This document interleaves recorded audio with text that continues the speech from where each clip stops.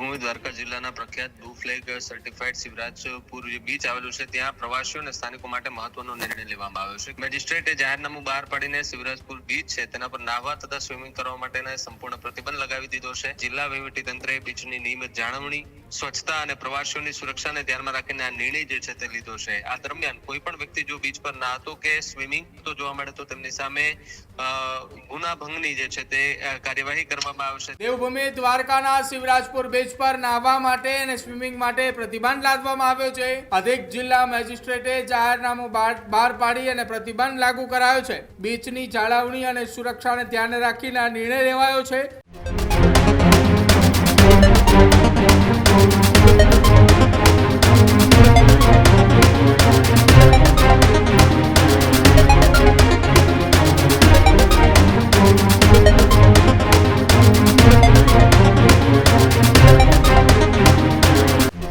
દ્વારકાથી એક મહત્વપૂર્ણ સમાચાર સામે આવી રહ્યા છે કે જ્યાં દેવભૂમિ દ્વારકાના શિવરાજપુર બીચને લઈ વધુ એક પ્રતિબંધ લાદવામાં આવ્યો છે।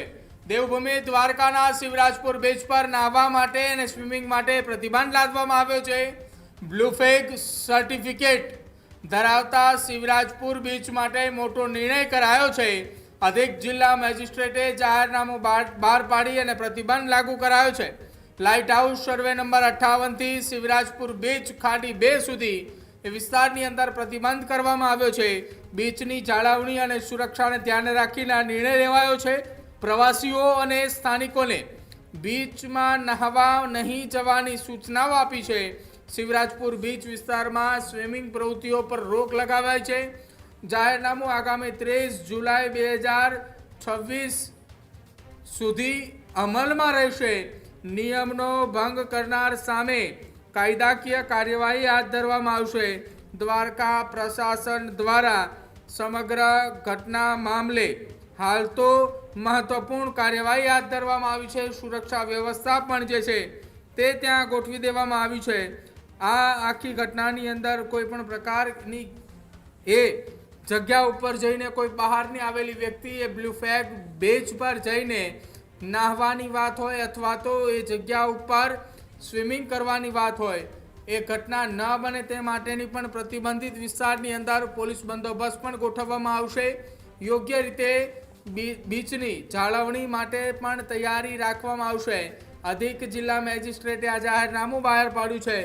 ભાવિક સુત્રા મારી સાથે ફોન લાઈન પર છે। ભાવિક, દ્વારકા જિલ્લાના શિવરાજપુર બીચ પર નાહવા અને સ્વિમિંગ માટે પ્રતિબંધ લગાવવામાં આવ્યો છે।